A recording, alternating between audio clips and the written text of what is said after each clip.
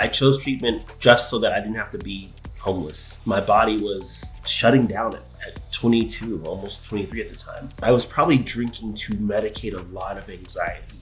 As long as everything's aligned and you're with the right people and the energy's good, you're like, I feel the same. I'm getting all of those positive feelings without the alcohol. The beautiful thing about the sobriety spectrum is that we can all just place ourselves along this spectrum, and you can move up and down and around. You don't have to just stay stationary. All of a sudden you're like, God, actually, like this is what I was just oblivious to.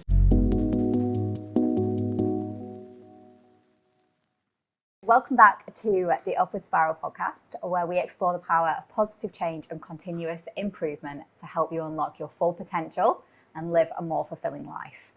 In today's episode, we're going to deep dive into the inspiring journey of a true pioneer in the alcohol-free movement.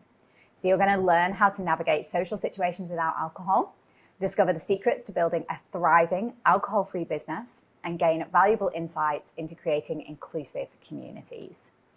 So this episode is for anyone that is sober curious, considering an alcohol-free lifestyle, or simply looking to create positive change in their lives. So I'm your host, Michelle O'Brien, and I'm really passionate about helping people reach their full potential. A few years ago, I quit drinking, and it was the catalyst for transforming my life and creating an upward spiral. Maybe I was on a little bit of a downward spiral before, but now it's certainly reversed. So get ready to be inspired by today's incredible guest. He is a renowned mental health advocate, a successful entrepreneur, and the founder of a groundbreaking alcohol-free bar, Sans Bar. He's been featured in major publications like the New York Times and Men's Health, and he's here to share his wisdom with us today. I honestly feel like I'm kind of interviewing a bit of a celebrity in the non-alc space today because so many people have told me about him. So I'm really excited. So please can I introduce you to the one and only Chris Marshall. Chris, welcome to the Upward Spiral podcast. Thank you for talking to me today. Michelle, thank you so much for inviting me on. I am excited to chat with you. And so I just really want to get straight into it because there's so many different things I want to cover today. But I'd love to take us back to the beginning of your journey. Tell us your origin story.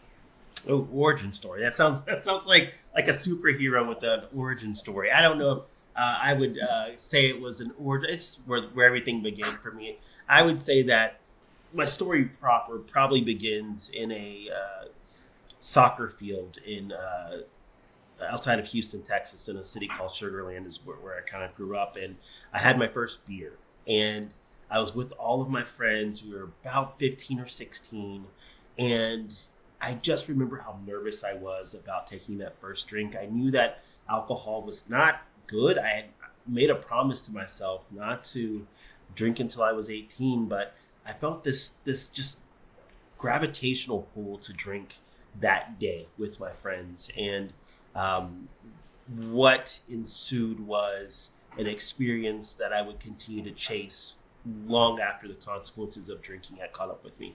I had this experience where I was with my friends, and they all kind of got together, and that moment defined the rest of my life. Even when after the consequences happened, I would still chase that experience.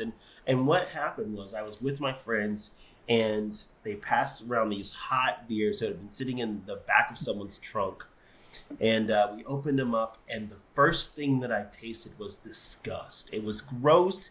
It was hot, warm beer. It was not good. But immediately I tasted, or I felt, this sense of community. I felt this sense of belonging. Like we had all crossed this line, right? This event horizon.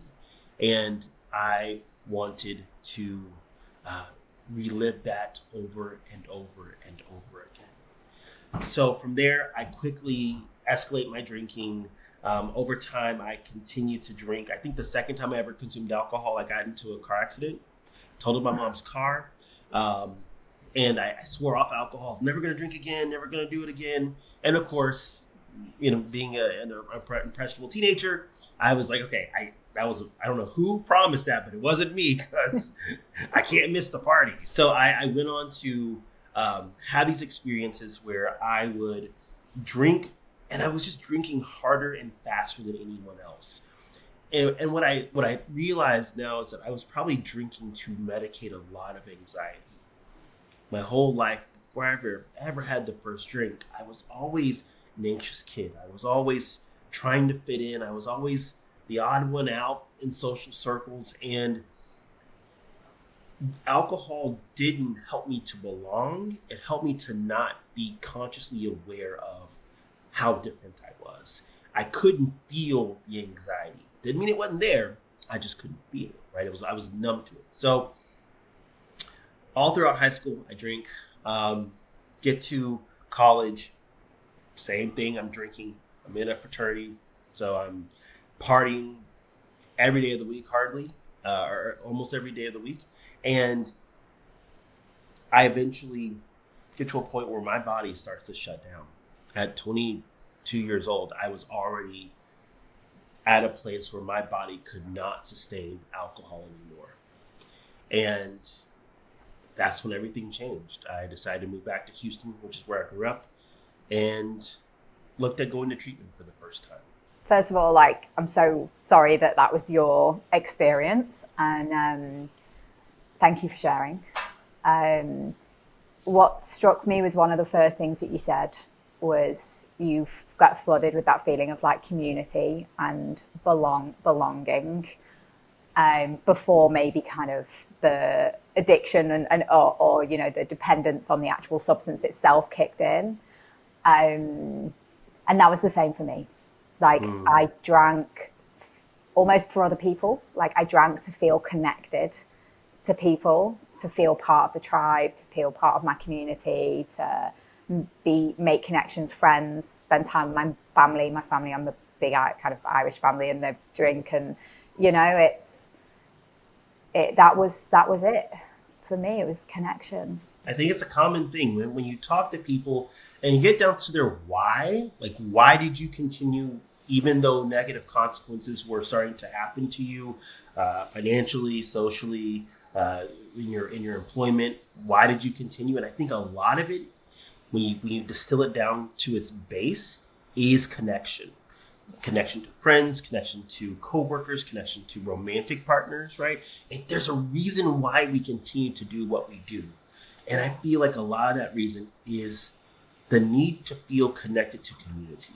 My journey when I knew I could not keep drinking, and I got to a place where I really wanted to stop drinking. I just could not see a life without alcohol. I really could not imagine it. People started to move away from me, right? So family, friends, they didn't want to be around me when I was drinking. I would look on, well, it was a long time ago, but Facebook and MySpace, and my friends were all going on trips to Mexico without me. And I'd find out after the fact. And all I wanted to do was connect to people. All I wanted to do was to have community, and to see that my friends, the people I cared about, were going out and having this fun. It just broke my heart. It just broke my heart that I could not be a part of this, the socializing and part of the fun. And that's when I knew that it was time to really get serious about stopping. I went to treatment for the first time at 22. And when I went to treatment for the first time, I looked around and just saw everyone who was worse, quote unquote, worse than me, right? Everyone had it worse than me. Here I was, a young person. I could see how a lot of people had other mental health problems going on. And I just did everything I could to disqualify myself from treatment. I did not belong here. This was a mistake. I don't know what I was thinking. And I checked myself out of treatment. I was like, I'm not going to do this. And the counselor said, I want you to call me in 30 days and just tell me how things are going out there. I said, oh, I will. Don't you worry about that, sir. And so I got 30 days of sobriety, called me at day 30 and said, you know what? I'm still sober. And I just hung up the phone. Day 60, I'm still sober. I'm still doing it. And I hung up the phone. Didn't even let him get a word in edgewise. And then day 90, I call him and I'm crying. And I'm miserable. I'm absolutely miserable because I realize that I'm 22 years old and I have to, at some point, hopefully get married and have a birthday parties and all these things all these milestones in my life, and I'll never be able to drink again. I was absolutely miserable. I didn't know how I was going to live. And I mean, I was just thinking about things that hadn't even happened yet. And I was just mourning the loss of having alcohol present at those milestones of my life. And so eventually I did take a drink. And I remember feeling just that immediate relief, right? Like this, like, I've been anticipating it. I've really been thinking about this drink, and I had that first drink. I just felt this immediate like relief, but then instantly, right, as fast as I felt that connection and community with the first drink, that drink after a period of sobriety, immediately, faster than that, came the shame. I immediately felt shame. I immediately felt wrong. I immediately knew that I had done something that was not going to be good for me. So that nanosecond of relief was replaced by this flood of anxiety, this flood of shame. And I continued to drink. And I really, at that point, really wanted to stop. My body was shutting down at 22, almost 23 at the time. And then I finally asked my mom for help. And I really credit my mom for being that kind of intervening person. She just said, Chris, you're living with me. I'm seeing how much you're drinking, and I don't think you're going to make it. And I was pretty certain I wasn't going to make it either. I was pretty sure I wasn't going to make it to see 24. If I was a betting person, I would have bet everything I had on that. I just knew I was going to die before then. When she said, you're going to die, and I've accepted that, I've made peace with that. But I won't allow you to do it in my house. You're going to have to go somewhere else to do that. I'm not going to give you the scene in which you're going to end your life. I'm not going to do that. I can't control you. I love you dearly. But if you don't, you have two options. You can either go to treatment today, or you can go out on the streets. Either way, I'm changing my locks. And my mom had made kind of threats like that before, but there was just something about the way that she said it that I believed her. I believed her when she said it, and she did. I later found out that she did. She changed the locks.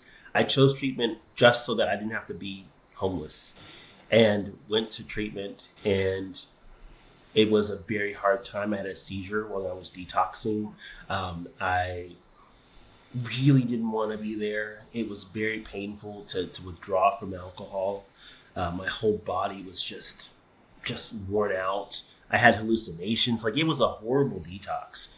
And then when I finally kind of came to and realized I'm in treatment and this is what's happening, I was surrounded by all these people who were older than me, like much older. I was 23 at that time, and people who were in their 40s and 50s were in treatment with me, and we were all outside smoking cigarettes. And I was just struck by how many of them were so eager to go back out and drink again. They're like, oh my gosh, I can't wait. As soon as I get out, I'm going to go do my drug. I'm going to drink. And it just, something about that really bothered me. I think what it was, Michelle, is that I could see myself living a very long time and suffering. See, I had this idea that I was going to just like not make it to 24 and that was going to be the end of it. But I just realized, like, the universe just hates me, and it would keep me alive and just make me suffer. And I know that sounds so weird, but that was my turning point. That was my aha moment where I was just like, I don't want to do this the rest of my life. God, that's like so powerful. It's almost like seeing a potential future in these people, and you're like, hell no. No, I had never thought about the fact that you could live for the next 20, 30 years in the kind of hell that I was living in. I just thought that it would you live through it for a few months and it's over. And I just always feel like the universe just has this weird, like, irony where it would just let me live. And I just did not want that. I did not want to keep going this way. It was way too painful to keep up all the lies, all the secrets, all the ways in which I was deceiving other people and myself. Like, I was just done. And I made a promise to myself to really take this serious, take this recovery thing serious. I had gone into treatment again, not just to not be homeless and to kind of get in my mom's and everyone else's good graces. But after that day with those folks outside, I just decided to take it seriously, and I did. And I talked to someone or talked to a doctor, and the doctor told me that, you know what, I think you got a lot of anxiety, right? And I'd known that. I know my whole life I had anxiety, but I had never been diagnosed with anything. I'd never been given medication, and I was given medication to help regulate my sleep and my anxiety, and it changed my life. I was like, oh my gosh, is this how everyone else lives? Oh, now I get how people seem genuinely happy in life, because they don't have to deal with this anxiety, this depression. They don't have the same issues that I have. And I just found myself really in a new headspace. For the first time in my life, I would try new things and I wouldn't feel anxious. I wouldn't have a panic attack. For the first time in my life, I could hold my head up high and talk to people. And even if I was stammering and not sure what I was going to say next, I didn't need to lean on alcohol to self-medicate the anxiety. And that was a huge thing. What an incredible story. You were so young, 22, 23. That's, so long, and so similar to Laura Silverman's story. She was so young, like when she called it, and actually, having that label at a young age as well is a weight to carry. And back then, things were different, right? Oh, things were way different. Yeah, Laura Silverman and I have a lot of similarities. We're the same age. We got sober in the same year. I got sober February of 2007, and she got sober in May, I believe, of that year. So yeah, it's really cool that we have a lot of parallels in our story. And yeah, a long time ago, almost 18 years ago, it was a different time. It was a very binary world where you either were sober or you were not. Yeah. And there was no in between, and there was no curiosity, and there was no sobriety spectrum. There was just this idea that either you were sober and you were sober because you had a problem, or you weren't.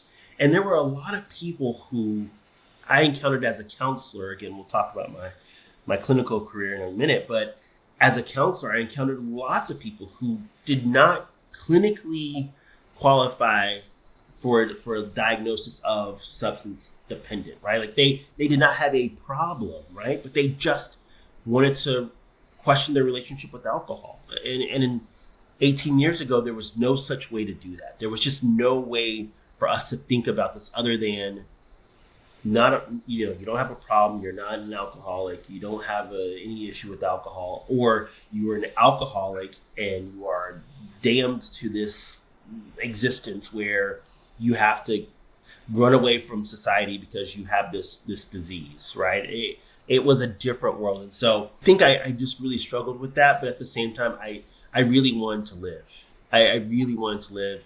I took a trip to Seattle when I was like 90 days sober. And I just had this spiritual experience where I found myself in a new place. I'd never been to Seattle before. Never really traveled that much before I got sober. And I just had this experience in the marketplace there where I was just overwhelmed by all these sensory things, smells and tastes and colors and movement. There was so much happening.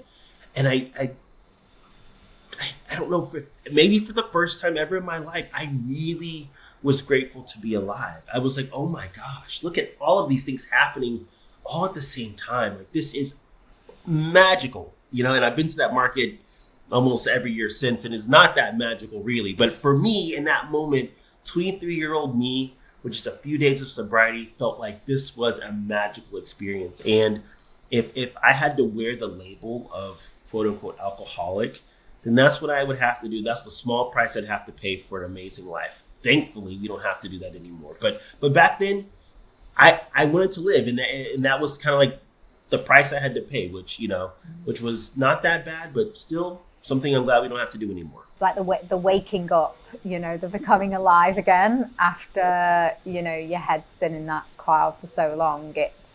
And it creeps up on you. Like, it's not an instant thing. Like, it's months into it, and then all of a sudden you're like, God, actually, like, this is what I was just oblivious to, or just didn't have the capacity to take in.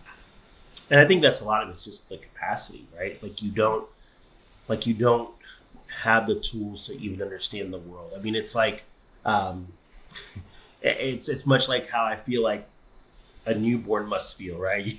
You're in this one environment, and then you like the whole world, and it's light and it's bright and it's this and it's that and it's cold. Like, that's how I felt. Like I had a second chance to live, and it was so exciting, and it still is to me. I not every day. Some days are hard.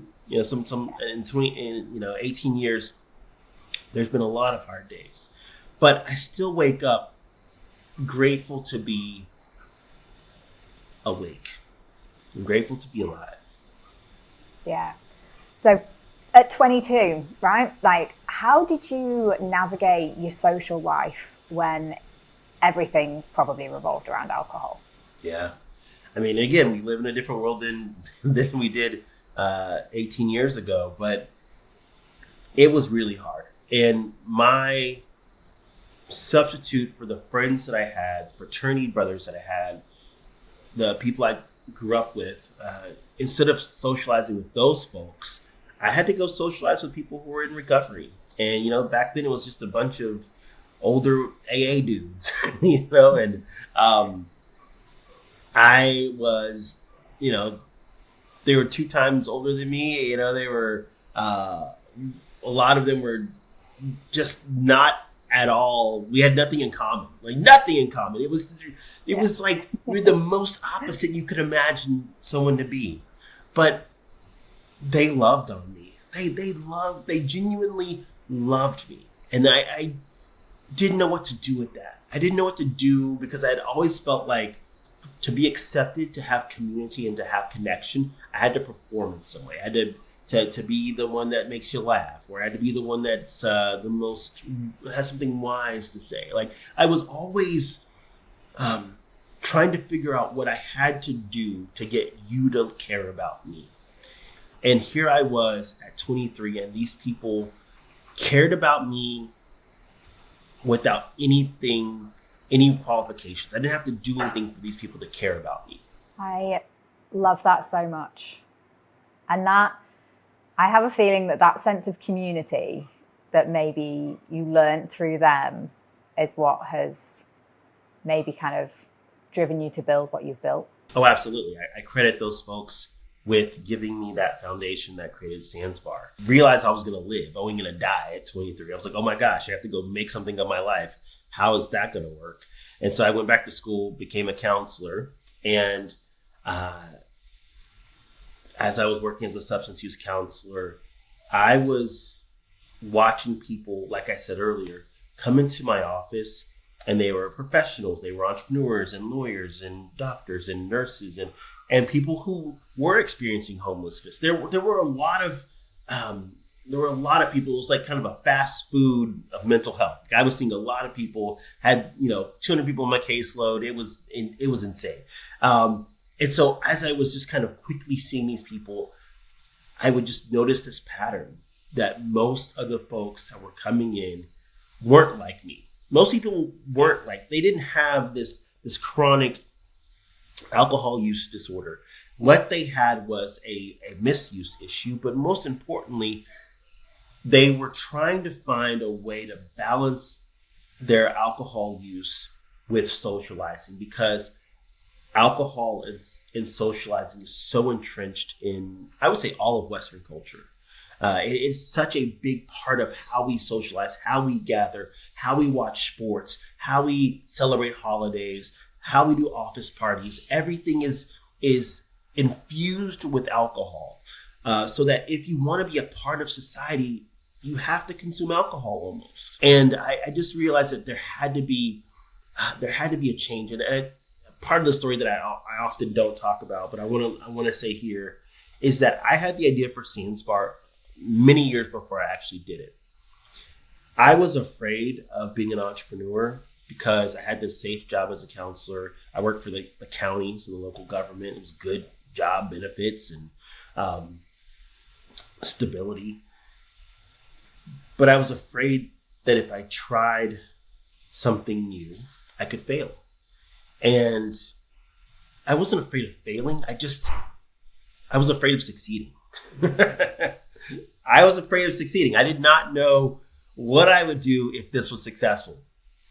And that's the truth. I was so afraid of, oh my gosh, what if this takes off? So I didn't do anything with it. So I had this kind of business plan in my drawer, one of my, in my office. I put it underneath all the other books and documents, and I hid it away. And then I had a client who was just one of those people who are the light of the earth and just an amazing person. And we talked about their alcohol issues, and they said over and over how much they knew that alcohol was not good for them, how they were struggling with it, but they could not stop socializing. Their job was to take clients out and to wine and dine them and to impress them and to go out for drinks. Like, there was a lot of alcohol in their career, and they just couldn't see a life without it. And they were just saying that they just didn't know if they could do it. They could stay alcohol free. And that was a Friday night. On Monday, I get back to work and I find out that person lost her life because of a drunk driving accident.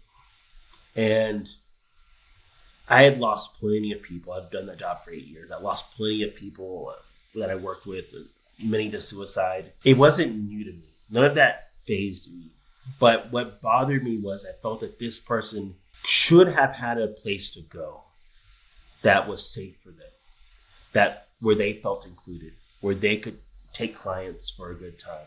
That's what this person needed. And if that person would have had that, they might still be here. Now, of course, no one knows, but that's the thought that I had. And I took that business plan that had been sitting underneath all the other documents and books, took it out, put it on top of my desk, and went to work and just said, I'm going to create this thing. And even if it fails, I'll know I've tried. I'll know I've tried.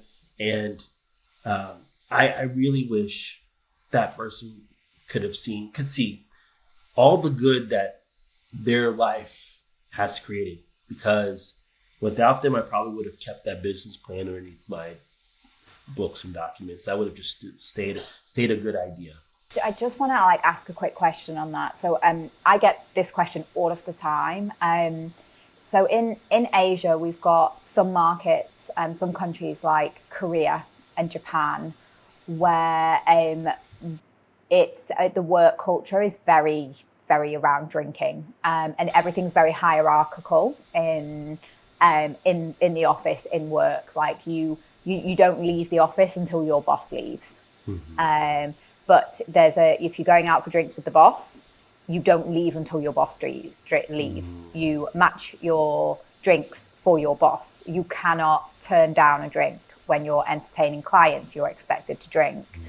And I have a lot of people talking to me now saying they're really struggling because of these cultural expectations in business.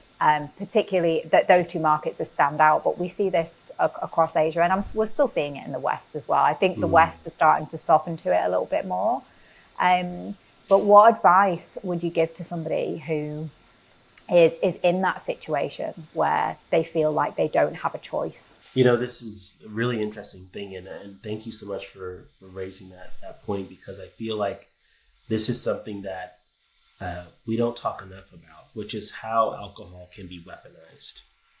I think, and I know that we use alcohol as a weapon against other people, and because what does that really say? What does that cultural norm really say? What it really says is that the boss is in control not only of your professional life, but also your personal life and your health, right? If the boss drinks, 12 beers, you have to drink 12 beers. If he offers you another 8 beers, you have to take that, and then you have to be at work the next day.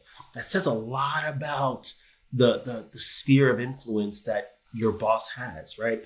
And the other thing I want to say here is I never profess to know other cultural norms. I want to just kind of, I just want to say that because I live where I live in the United States, and I'm just an observer. But what I would say to someone who is struggling is just that it must be difficult, and I hear that, but your health comes first. And if you're not able to function at work, if you're not able to take care of your mental health, then your occupational health, your job is going to suffer. And that's a difficult thing to say, again, because I'm not in that situation and I don't know personally just how strong it is. But I would imagine that that's the first place that I would start when working with someone. It's just to remind them that their mental health comes first. And any work environment that is pushing alcohol on someone is really saying that they don't value you as a person. They value as kind of this commodity to move around, and that's not healthy. You know, I always say anyone who is in a senior position who might be listening as well, like, change has to come from the top, you know, and I think we're seeing, particularly kind of more in the West, we're seeing a lot of people, senior leaders, CEOs, not drinking, and, you know, make that public, make that known, you know, inspire the teams below you, create work environments that are inclusive, all of these things, you know. Yeah, and it's an amazing thing because when you see it from the top, it really does cascade down to the lower levels of management. I've been very fortunate to do corporate pop-ups here in Austin with Google. I do a monthly pop-up at the Google HQ here, and PayPal. And it's really great to see that these companies are really prioritizing having just more options. It's not even about removing alcohol. It's just having more options, because a lot of people don't consume alcohol. And when it comes from the top, right, it's this exciting thing, not this, oh my gosh, here we have to have something for people who aren't drinking, but this exciting thing, like, look at all these non-alcoholic options, and look at how we can take care of our employees in a better way, right? When you frame it that way, this is how we care for the people that have entrusted us to manage and lead them. Yeah. If you really want to have inspired employees, you have to take care of them, and this is the way that you do it. So it's exciting to see how, especially here in the United States, how so many companies are taking this non-alcoholic thing very seriously, and they're seeing how it can be beneficial. It can improve productivity because you have employees who are happier, healthier, who come to work with a clear mind. You're not losing the first 2 to 3 hours of the workday with people who are hungover and trying to get their bearings. You're doing yourself a service by having employees who are energized and healthy. So also, I just want to come back before we get into Zanzibar, which I'm excited about. I just wanted to talk about the spectrum of people that you were seeing as a counsellor. So you've touched on lightly that there were some people in there that weren't maybe suffering from alcohol dependency, but were starting to kind of reevaluate their relationship with alcohol. Let's just talk about kind of the spectrum, because I think sometimes when we think about anyone with alcohol use disorder or any sort of dependency, we're thinking of, you know, the older people sitting in AA, their life's in tatters, and, you know, everything is this real kind of stereotypical view of what we think an addict is. Yeah, and again, when I went to treatment for the first time, I also had that very stereotypical view of this is what someone with an alcohol problem looks like. And so I would look for those people who validated my thought about what a person with alcohol use disorder looked like, and I would point to that and say, look, I'm not that bad, so I don't belong here. And the beautiful thing about the sobriety spectrum is that we can all just place ourselves along this spectrum, and you can move up and down and around. You don't have to just stay stationary. So on one end of the spectrum, you have sober curious. And those are people who just want to question their relationship with alcohol. And Ruby Warrington is a wonderful person, coined the term sober curious. Have you met Ruby? Not yet. She's on my list. Oh my gosh! Let me connect you with Ruby. Ruby Please. is the most amazing person, and is such a great conversationalist. And I definitely would love to hear her on your podcast. So, okay, I would love that so much. Note to self. Let's follow up on getting you connected to Ruby. Because Laura Silverman connected me to you, then I'm going to connect you to Ruby Warrington, and we're just going to keep this chain going.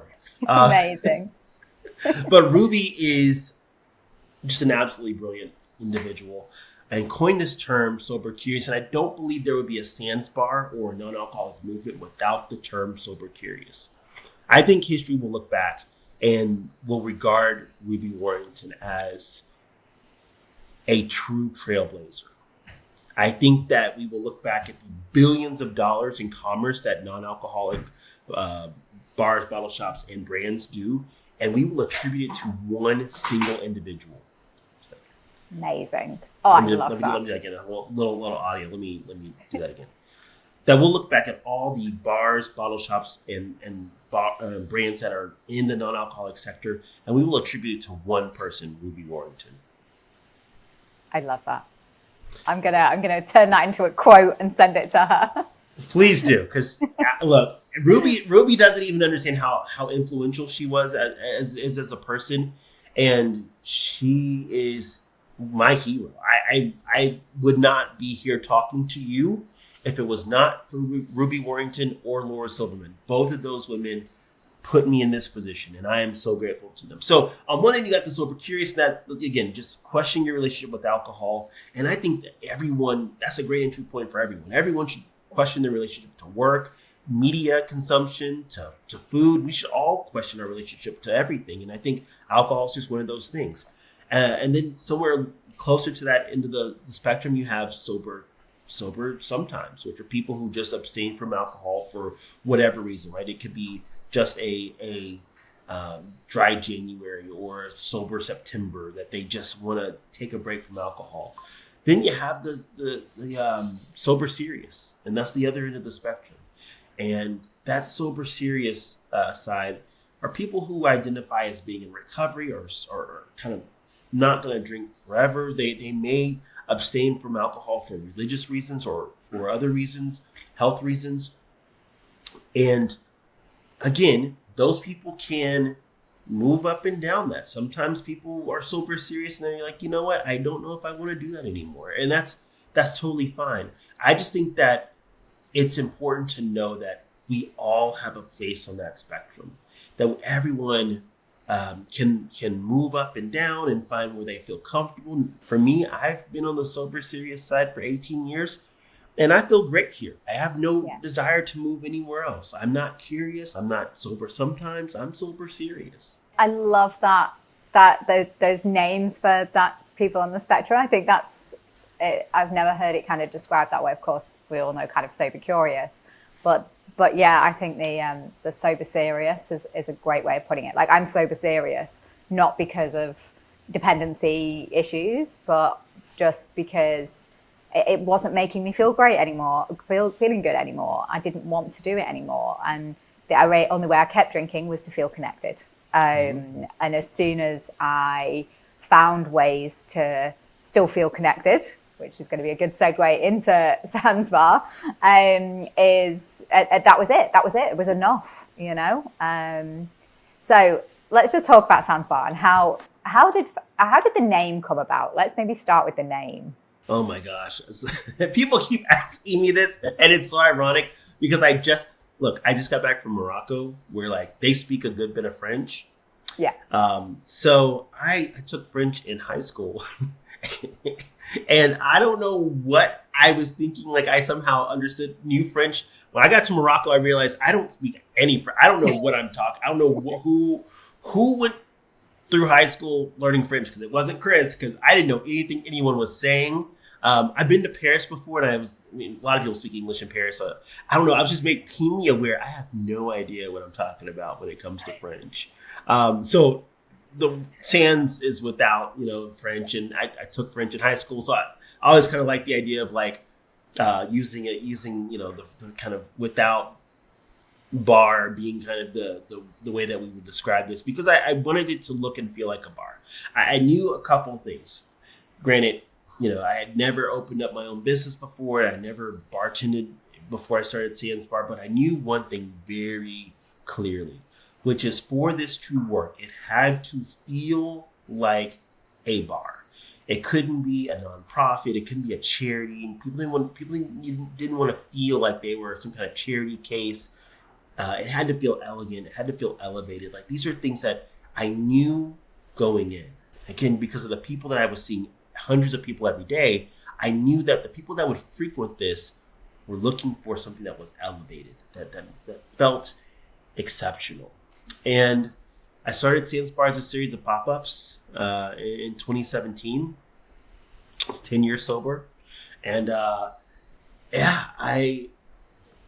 thought it was just going to be the one pop-up. I didn't know what else to do beyond that one pop-up. I did this pop-up. 6 people showed up. 4 of them were my relatives. But for the 2 people that didn't show up or that weren't my relatives, I was blown away. I mean, Michelle, I really do believe that it was the same feeling I had been chasing that I had in the field that first drink. Like, that's the feeling I got that first night I did Sands Bar. I felt connected. I felt loved. I felt known. I felt afraid, but in a good way afraid. I was just such a ball of positive energy. And from there, I just kept working on Sands Bar. And so in 2018, we were doing pop-ups all across Austin. I didn't have a place. I would do Sands Bar wherever anyone would allow me. There was a hair salon with a backyard. And we used to be in the back of the hair salon. People get their hair done. They come back for a mocktail. It was just this scrappy operation that I started with $200, and I just kept working at it. My wife, like I said, is a teacher. I'm a counselor. We didn't have a ton of money, but we're just trying to make this work. And so I was working full time as a counselor and doing this gig on the weekends. And it finally got to the place where it was starting to get bigger than I could manage it. Where I was like on the morning talk show at 5 a.m. and then running across town to like lead my first counseling group. It was becoming a lot, and eventually I had to make a choice. And the choice I made was to leave my counseling career and pursue Sands Bar. And I think I made the right choice. That just makes me so happy. I love like how you were saying that, you just had that same feeling that you've been chasing. I love it so much. It's so good. So good. And so when you made the decision, is that when you went straight into a premises? Did you get investors? Like, what happened? I had no investors. I had never done this before. And I honestly didn't know where to even go next. All of it, and that's the thing about Sands Bar, none of this has felt forced. None of this has felt like I had to push it. None of this has felt like I've never taken on debt. Like, all of it's been so intuitive, so next step. Like, none of it's felt like forced. It's always felt like love, right? And love, and when you fall in love, it's never forced. You don't have to push it. You don't have to push someone for a date. It just happens. You don't have to push for this connection, the first kiss. It just happens. And that's what this business has been for me. It has been all love. And so I connected with someone who ran a community center, and they were like, hey, we have this wonderful kind of cafe looking space that is literally just abandoned and no one uses it. You can pop up there for free. Like, free. The universe works. I was like, okay. Ways. Okay. I see you, universe. And we were there, and then we were like, okay, I think we can start paying rent. And they were like, awesome. And we started paying rent, and we were open Thursday through Sunday in East Austin. And slowly but surely, people started to come and find us.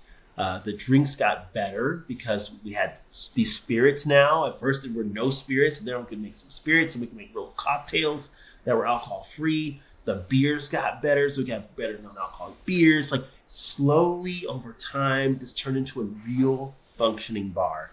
And I always tell people my definition of a good night at Sands bar is when you can close your eyes and you hear overlapping conversation and laughter, glasses clinking, bartender shaking up the drinks, someone on stage playing acoustic music, and it feels like you're in any other bar in the world. That's how I define like a good night at Sands bar. So we got there and we made it through COVID because of the space I was in, and it was owned by a nonprofit. They were like, "Don't worry about paying rent. You're good," which was amazing. You know, when you think about how many businesses were closed because of that, I was able to survive. But we were closed, so I had to go do something else, and I created these camping trips where people would come together, and we were camping in all across Texas, and it was an amazing experience. People were flying in from other states because there was nothing else to do during the pandemic, and we were creating these connective experiences. I started doing these sober trips where we would go different places, and we went to Kenya last year. I just came back from Morocco. The Sands bar brand has expanded to so much more than just a bar. It has become this way of finding community, finding connection, and sharing life and doing life with other people who are also on the alcohol-free journey. Oh my gosh. Okay, I want to come on one of the trips. Come to Asia. Well, you know, so we're thinking. So we did Morocco, and it's so weird. You're in another country. We're like, where should we go next? And yeah. A lot of people are like either Peru or Tokyo, and I've never been to either. I've never been to Asia, and I've never been to South America. So been Let's do both. I mean, why not both? I don't know. I was thinking about, I don't know, just someplace different. But I love where we've been so far. I don't know. I also love Africa, and I think Africa's an amazing continent. Europe's an amazing place. I don't know. But maybe we'll give Asia a try. Yes, do it. And I will be there. So just coming back to kind of the bar, like what I've found is like atmosphere is everything. You know, the music, like the smells, the people, the energy, like even kind of the banter that you're getting from a bartender, and of course kind of the alternatives, the non-alc alternatives.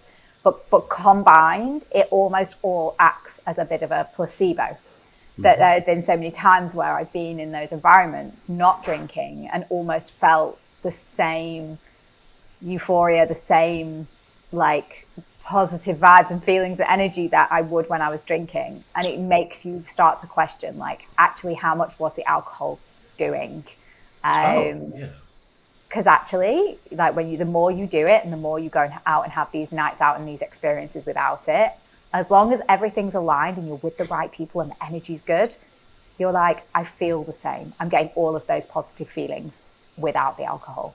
Oh, absolutely. And again, that's what I was saying earlier about how I feel like alcohol's infused into everything. If you remove alcohol from the equation of most of your best experiences with alcohol, if you were to remove alcohol from that equation, what would happen? Yeah, I would imagine that you would still have an amazing experience. That is what that's when I say that alcohol is so pervasive. That's what I mean. We've mistaken or we've misplaced and misattributed the power of connection to alcohol. It is not the alcohol that makes us feel connected. It is other people. It is the way that we produce oxytocin when we are in community. That is a chemical exchange that happens when other humans are around other humans. That is not something alcohol does. It doesn't create that. We create that with each other.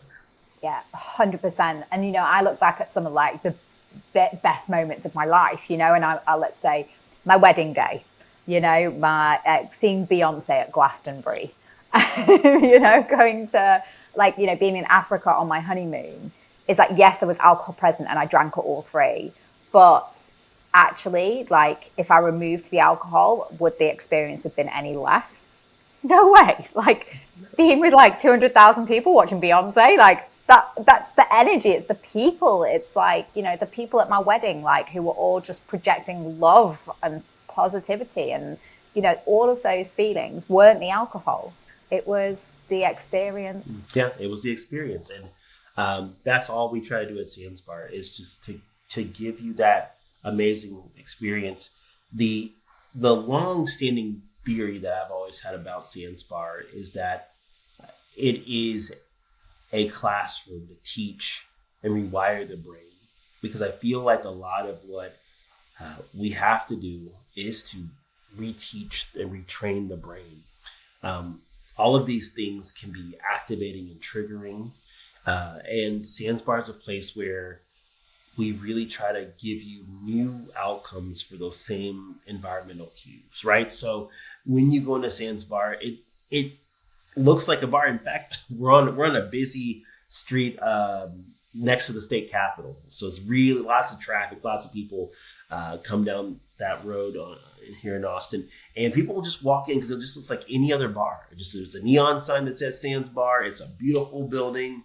And people walk in, they see this beautiful, well-lit bar. They see people drinking and having a good time. And when you walk in, it does look like any other bar. And our mission, my bartenders and my staff, our mission is to give you a different outcome with those same environmental cues. And what I mean by that is, I want you to have a good time. We're going to take shots. We're going to sample a flight of wine. We're going to talk to you about the drinks that we're making. You're going to listen to great music. You're going to dance. You're going to have all these amazing things. You're going to flirt up someone at the bar if you're single. Like, you're going to do all these things, but you're going to go home sober. And my belief is that helps you to have a different relationship and a different outcome, so that you're not as triggered by those things. I love it. And do you find you get people walk in and then walk out again when they realize you don't serve alcohol? Of course, all the time. It's great because at least once a month, someone will come in and they'll say, like, it's always like, I'll have a Heineken. I'm like, okay, great. Here's a Heineken. And they'll be halfway through their drink and they're like, wait a second, Heineken Zero? What is this? And I'm like, well, it's a non-alcoholic bar. And obviously, some people leave, but a lot of people stay. A lot more people than you would think stay because they actually want that experience of having something in their hand. They want it to taste really good, and they just don't want to be alone. We were next to the Paramount, which is like a theater that shows all these great movies and does film premieres. So after each show, people will kind of come over just to check us out. And a lot of people are grateful that they're able to have a good time. We don't serve coffee, so it is a cocktail bar. It feels like a cocktail bar. It doesn't feel like a coffee shop. And so people they're just excited to be in a space where they can continue the conversation or continue the party. Yeah. And why do you think Sands Bar has stood the test of time when so many others around the world haven't made it? I think a lot of it is just the ability to have other ways to monetize what we do. I created the virtual academy. I've also several times gone down to kind of pop-up status where we're just, open on certain days. I've just believed that we got to find a way to make it work. Right. And it's like, that's what I'm always going to do. I believe that Sands Bar is a gift to the world, and it's not something that I own, but it's not mine. And it's like, I'm in charge of making sure the lights stay on so that everyone can enjoy it. Everyone can make their own memories. And I don't know if Sands Bar will exist forever, but I think that the way that we've been able to survive is our ability to just be flexible, right? What doesn't bend breaks. And so to be flexible with the way that things are working is the only way that we can do any of this. Yeah. And I hope it does as well, and I hope I get a chance to one day fly literally halfway around the world and come and visit. Well, maybe I just open up a Sands Bar where you are, and that just makes it a lot easier. That would be amazing. It sounds so epic, and everyone that I've spoke to stateside always just says, just how incredible it is, what you're doing, the community that you've built and the bar that you've built. I got 2 more questions just before we wrap up. So first one is, we are recording this in the end of November, heading into holiday season. What advice can you give to people who are anywhere on that spectrum?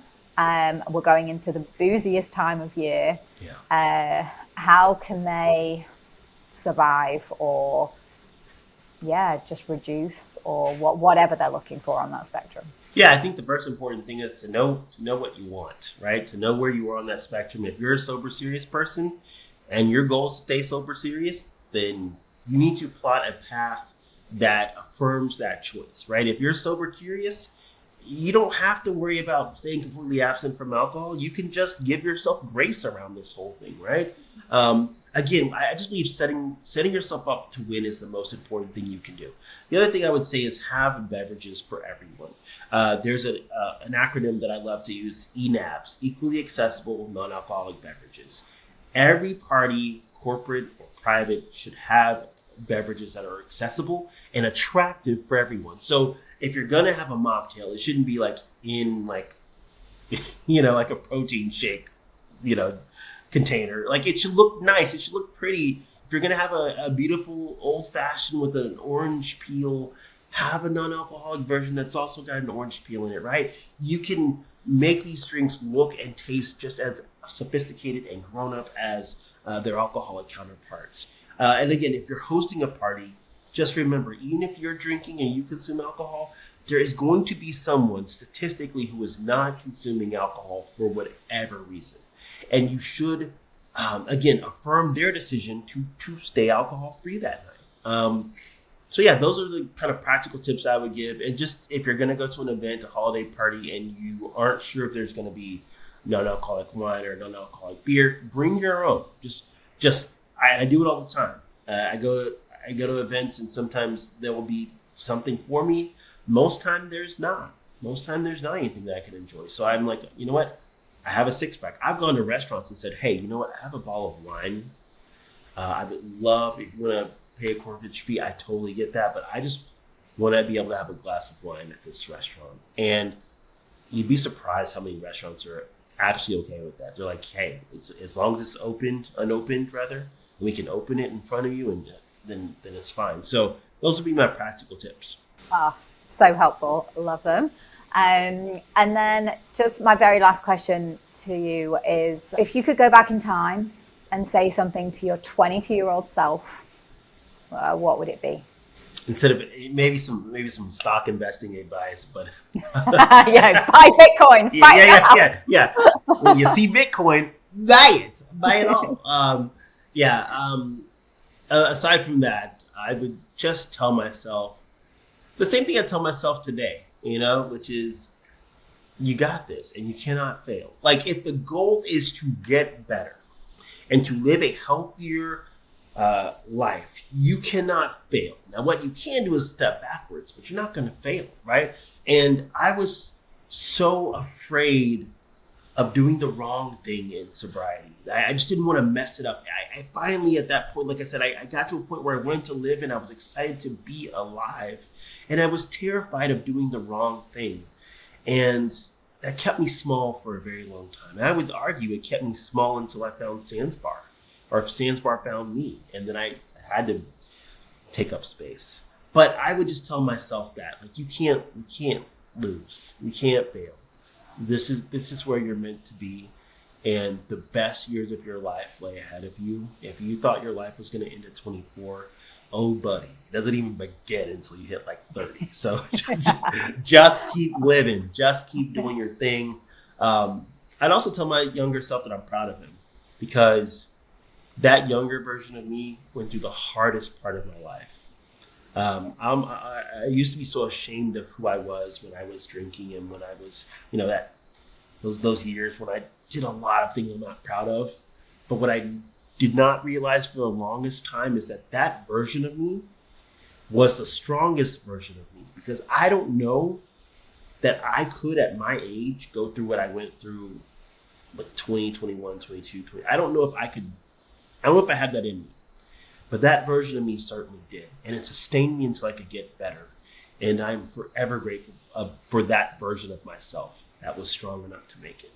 Honestly, thank you so much for coming on the podcast. I feel like we could do a part 2 because there's so much more that I want to ask you about the alcohol-free movement, all of the different components of Sandsbar, alcohol-free alternatives, Yeah, I mean, I could just do an hour on that alone. Like, seriously, that is, there's a lot there. Let's do a follow-up. And yeah, for sure. And thank you really so much for sharing your incredible journey and all of the insights that you've got today. Like it's been so inspiring. And I really know that our listeners will get a lot of wisdom from it. I just want to say thank you for having me on. I really enjoyed this. I enjoyed our time together, and looking forward to listening to this episode. I'm going to link to everything for you below. So if anyone wants to reach out to Chris, please do. And then, to anyone who is still listening, thank you so much. I really hope you enjoyed the episode. And please subscribe to the Upward Spiral podcast and maybe review or share with your friends. We're just trying to build a bit of a community here and help people feel really empowered to live their best lives.